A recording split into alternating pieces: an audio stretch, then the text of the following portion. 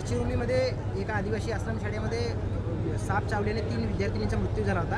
यानंतर गोंदिया जिल्ह्यातलं एक भीषण वास्तव समोर आलं आहे की 11 शाळांमध्ये बेड नसल्याची माहिती समोर आली आहे। आपण आदिवासी मंत्र्यांना निवेदन देखील दिलं आहे। कसं बघता या सगळ्या प्रकरणाकडे? गडचिरोली जिल्ह्यामध्ये ज्या 3 विद्यार्थिनींचा मृत्यू झालेला आहे, अत्यंत आदिवासी समाजासाठी दुर्दैवी घटना आहे।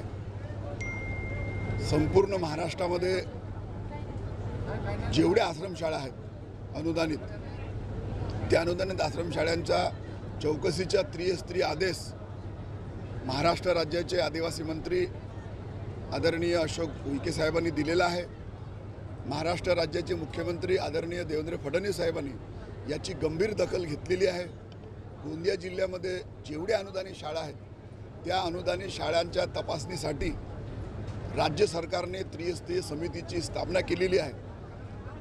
2 दिवसात संपूर्ण आश्रमशाळेच्या त्या ठिकाणी चौकशी करण्यात येईल आणि जिथे बेड नाही आहे, जिथे स्वच्छ पिण्याच्या पाणी नाही आहे, स्वयंपाकगृह बरोबर नाही आहे, अन्नधान्य कोठी बरोबर नाही आहे, त्या सर्व अनुदानित शाळा शासन आपल्या स्तरावरून कारवाई करेल आणि खूपच क्रिटिकल शाळा असतील ते तातडीनं देखील बंद करणार आहे।